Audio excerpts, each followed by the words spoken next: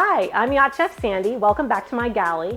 Today we're going to be having an amazing meal of pulled pork, and we're also going to be having a creamy Caribbean coleslaw. This is a standard in the Caribbean, which is where I live, and I sail on my 62-foot luxury catamaran, Yacht La Rev, and I love to cook this meal for my guests. They absolutely love it.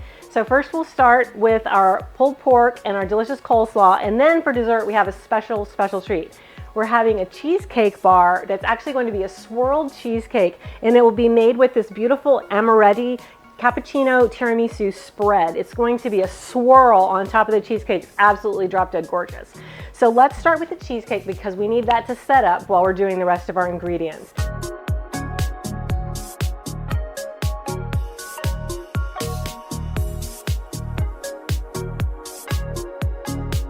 So we are going to start by just doing a standard graham cracker crust. So I have about a cup of graham crackers and about 2 tablespoons of butter and about a tablespoon of sugar. And the one thing that I never want to forget when I do a graham cracker crust like this is a little bit of salt, because that salt just really elevates the flavor. So this is our beautiful Himalayan sea salt from our sponsor for this show. So we really appreciate your product. I'm just going to give it another couple little grinds because that is really important, and I love the flavor that that brings. So we're just going to mix this together until our crust resembles kind of the texture of sand. That's kind of the litmus test, what we want to see. You can do this crust with a vanilla wafer and kind of put that in your food processor and grind it up along with hazelnuts. That's a really nice way to do this. You can use a shortbread cookie. The possibilities are endless. So this is really nice, but now we have that consistency that we're looking for. It's a little bit like sand, and I have my pan right over here that I'm going to do. This is a half recipe. I'm not doing a real big recipe with this today, but that's all right. So we're just going to put this right in and just pat this down so it forms a little bit of a crust. Once I have this all ready, I'll be putting it into an oven at 350 degrees for about 5 to 7 minutes, and I'll keep a close eye on it. And then we'll bring that out, and then we will add our cheesecake filling. So once I get this, I like to just pat it down firmly because when we cut our bars, we want to make sure that our crust does not fall apart. So we'll just pat that down well. And now we're ready to pop it in the oven. And this will go really quickly. So I would say 5 to 7 minutes. I have my oven already preheated, so that's all set. And now we will move on to the delicious filling. So I have 1 bar of cream cheese. This is actually half a recipe that I normally make, but that's okay. You can make a full recipe or half or double, whatever you like.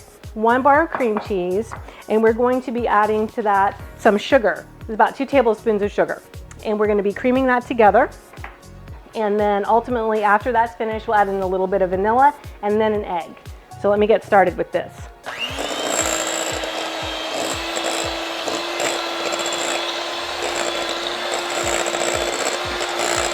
Okay, that looks good. Excellent. I'll go ahead and add in my vanilla next. I like to use the real high quality vanilla, not the imitation. That's real vanilla extract. Okay, and now I'll go ahead and put in my egg. We don't want to beat it too much once we have that egg in, because we don't want to, aerate it too much. I'm actually going to go ahead and wipe down my sides real quick, and then I'll just do the final mix there. And okay, there we go. So let me just get that.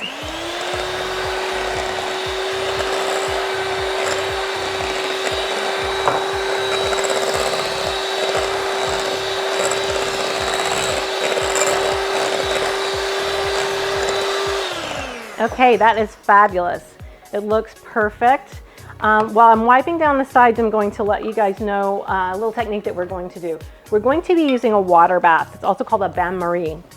And what that does is it just helps that cheesecake not to crack. Sometimes cheesecake gets a little finicky like that. So we will be doing that. The cheesecake will do perfectly. I have this little shallow pan right here, and I just have I've filled about halfway with water. And what I'll do is just when my crust is out, we'll bring it back out and we'll just place it down here carefully. We'll let that graham cracker crust cool for a minute.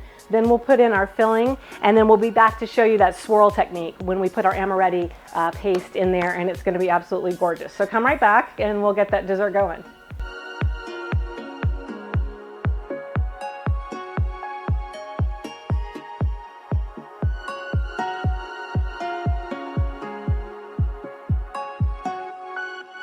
our cheesecake crust is ready. It looks perfect. It's golden brown right out of the oven.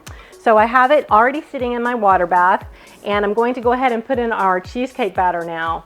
So again, this was the cream cheese, an egg, a little bit of sugar, and a little bit of vanilla, and that is it. So let me just kind of smooth that in. Oh, it looks gorgeous. It's nice and light and fluffy. All right, so I'm just gonna spread that around so that it goes throughout the little pan. A little more. I don't want to miss out on any of this. Cheesecake is my favorite dessert, so fabulous. Now, for our beautiful amaretti spread. Our sponsor was kind enough to give us this amazing spread today. Again, it's the tiramisu cappuccino. Gotta love it. That's gonna go really nice for dessert with an espresso or a cappuccino. I love it. So what I'm going to do is I'm going to make a fine ribbon on top of our cheesecake. And the way I do it to have the most control is I like to put my spread in a little Ziploc bag and cut off the corner. Very slight cut. I just want a very small opening. So when I do this, I want to make sure not to get that little piece of plastic, leave it on the counter, because we don't want to get it incorporated in our meal. So we just need to keep tabs of that. I'm actually going to pull out my little trash can right here and make sure it goes right in there. So I'm going to do a tiny little cut, and I don't know if you can tell, but it's a little bitty opening. I'm just going to gently squeeze and make a pretty ribbon. Let's see, here we go. All right, oh yes, that's perfect. And while I do this, after I do this, I'll take this knife that I have right here, and we'll come back and make a ribbon with that. And look how pretty that is. I love it. Take your time, because what you don't want are big blobs, you know, it's easy to get in a hurry and make a big blob, and that's not too pretty. So look how gorgeous. You want to go all the way to the edge. Lovely. Okay, that's nice. I might add just a little bit more over this way, because we want it to have, oh yes, look at that. Okay, now, fabulous. Love it. We'll just take our knife, and be careful not to go all the way down to your crust, because you don't want to do that. So just lightly, just do a little bit of a swirl through there. Look how pretty. Oh my gosh. All right, so this will go back into the oven in our amazing water bath at 350 for probably about 20 to 30 minutes. I keep an eye on it, and then when it's not too jiggly, you'll know it's done. With the cheesecake, what I like to do is turn off the oven and kind of crack the oven door and let it rest in there. If it's a full-size cheesecake, for an hour. For this guy, I'll probably let him rest in there for about 20 minutes, because we don't want him to cool down too rapidly. All right, so here he goes. And if the water in your water bath gets too low, just carefully, you just fill it up a little bit more with just with a measuring cup with a little spout on it, okay? So I'm going to carefully traverse over here to the oven. And once I get this in, we are going to put together the rub for our pork. All right, so here we go. Amazing. All right, so let's do the rub for our pork now. Get that out of the way. So I just have a little mixing bowl here, and I'm going to dry it out. Now, I have lots of great stuff going into this. So we have some garlic, smoked paprika, oregano, a little bit of cumin, and salt. It took me a minute. I forgot what that cumin was for a second. All right, so we're just going to go ahead and put this in a mixing bowl and give that a little stir. And we have, yes, there's more. But wait, there's more. We also have smoked paprika. I'm sorry, that's chili powder. We had the smoked paprika go in already. Chili powder, crushed red pepper, black pepper, and a little bit of granulated garlic. And also there's onion salt in here. All right, I think I was a little overzealous on my red pepper. I'm not going to put all of that in there, but I'll put most of it in because I'm in a spicy mood today. All right, we've been in the studio doing a lot of shooting, so it's been a lot of fun. And we're having a good time in here, so we're ready for some spice. All right, so I'm just going to incorporate all this. Then I'm going to grab our pork. We're going to rub it on both sides, and we will put him in the oven. Now, he's going to take a while, okay? He takes about 5 to 6 hours at 300 to 325. And so you definitely need to plan ahead for this one, okay? So let's just bring him over here, and I have the pan. I like to cook this in a pan with a little bit of a lip because we are going to put some liquid in here along with our pork. So I'm just gonna get my hands a little bit dirty. Sometimes I use gloves for this, but I don't have any right at the moment. And we're just gonna rub him with all this wonderful goodness. So both sides. All right, and then once we do this and put the rub on, we will place them down here in the pan, and then we will fill the pan up with about 8 to 10 ounces of beer, so you can have the other 2 ounces, or 4, depending on how much you want to drink of it. All right, so there we go. I'm just going to finish off my rub on the top. Okay, fabulous. He looks happy. Here's my beer. I'm just going to put the beer around, kind of around the bottom, so we don't want to wash that rub off. We want to leave that there, but just add the beer. And you can use water or chicken stock. I would use chicken stock before water just to give a little bit more flavor, but if you don't want to use beer, that's fine too. Okay, so there we go. Now he's ready to go in the oven. But before we put him in the oven, we'll take foil and cover it with foil and close it well, because we want that liquid to stay in there, because again, it's going to be in the oven for probably about 5 hours. So we'll keep that completely covered nicely. We'll check it every couple hours or so. The key to pulled pork, a friend of mine recently educated me, it needs to attain a temperature of at least 202 degrees in order for it to pull, okay? So between 202, 205, if it gets higher, that's really fine. This is a pork shoulder, which I should have mentioned to you before. It's my favorite cut of meat to do this with, because there is a lot of fat. And when we cook it low and slow like that, we're gonna render that fat out, and it's gonna make it really nice and juicy. But again, you know, it does have to reach 202 to have that consistency that we want for pulled pork. So with all that said, I'm gonna wash my hands. I'm gonna cover it up. I'm gonna put it in an oven. And again, 300 to 325. And it's gonna take a bit. Now, in order to make for the episode, I went ahead and cooked one yesterday. So I'll be getting the one that I've already finished, and we'll get him out. We'll pull them apart, and then we'll make some amazing sliders, and we'll finish with our coleslaw. Okay, so we'll be right back.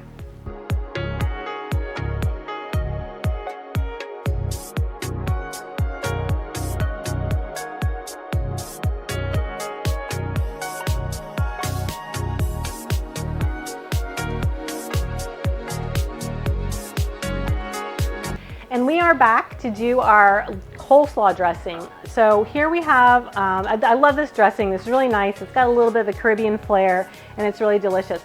So I just have some regular mayonnaise. That's about a 1/4 cup of prepared mayo. It's going into our little bowl.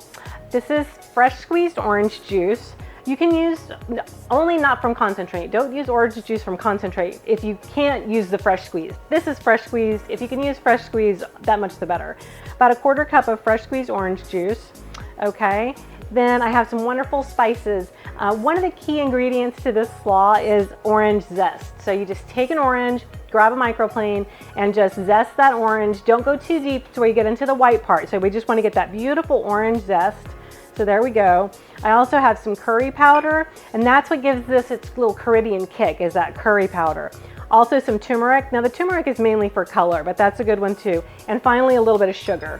Okay, so this is our gorgeous slaw dressing, and I'm just going to whisk this together. Now one of the great things about this dressing that I absolutely love is that you can make this in advance and just keep it in the fridge and use it whenever you like. So I love to use it on this slaw. And I serve this slaw with my pulled pork sliders, or with other barbecue type meats, or really with anything. But also one of my favorite things to do with it is put it on top of tacos. So that's why I like to keep this dressing in the fridge, just ready for me whenever I need it. And it'll last a good couple of weeks after you put it all together. All right. So there we go. I'm actually just going to kind of pour it off into this bowl, and then I'm going to reach over and grab my other slaw ingredients, which are, I like to use a little bit of green cabbage. So this is just plain old regular cabbage, and I'll stir that around. Then I'm going to do a little bit of carrot. And another one of the things that makes this particularly Caribbean is that I use a craisin. So then a lot of times in the Caribbean, they'll use raisins in their slaw. Sometimes I do, but I like to use a craisin. So that's the dried cranberry. So we'll throw that in there and just mix it around a little bit. And then finally, a little bit of purple cabbage, and that's just a gorgeous color. All right, so there we go. And I'm just gonna mix it. If I had a little bit bigger bowl, I would have put more in, but that's fine, no worries. And we'll get this all together, and then we're going to pull our pork. So our pork, as I mentioned to you guys, because that pork that we dressed a minute ago takes so long, I went ahead and made one up yesterday so that we can do that right now. So I'm just gonna put that dressing on. That's gonna be fabulous. It's nice for this to have a minute to sit and just kind of so the flavors can marry. So we will just put it off to the side and we'll come back when we're ready to plate, but it'll be all ready. So let's move on to our pork. So here it is. It's not too hot. I can handle it. I just have a couple of forks and I'm just gonna get in there and pull that. Look how tender and juicy that is. Okay, so just fabulous.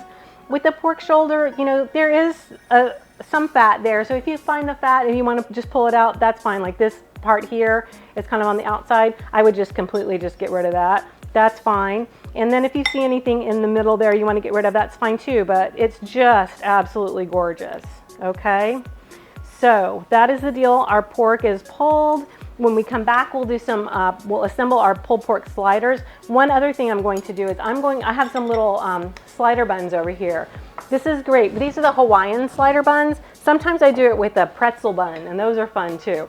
I'm going to butter each side of these buns, and I'm going to put it in my grill pan, in a hot grill pan, so that I get some really nice grill marks here, and then that's going to give the inside of our bun that little crunchy element that people love. And then we will put our pork in there and we're going to garnish it with the beautiful pickle and onion and some good stuff, and we'll mix a little barbecue sauce in there as well. So we'll see you as soon as my buns are toasted and we're ready to put everything together.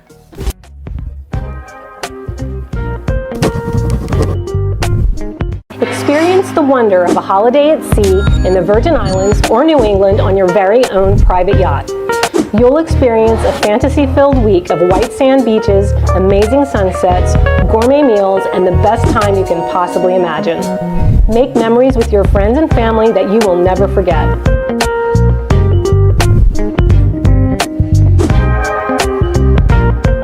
Email us at info@sailedthedream.com or visit www.sailedthedream.com for more details.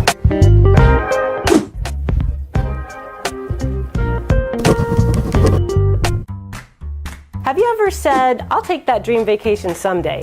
Well, at Cool Cat Charters, someday is now. We offer all-inclusive private yacht charters at every price point, for the more budget-minded traveler up to a full luxury experience. Come celebrate your special occasion or just schedule a family getaway in the gorgeous Caribbean islands. Sail the beautiful islands of the Caribbean and see why so many people just can't get enough. Visit coolcatcharters.com to see a listing of our featured yachts or contact us to learn more about the many other sailing and motor yachts available for charter in the islands. We are back and I have pulled some of the pork and I want to show you guys a super cool technique, okay?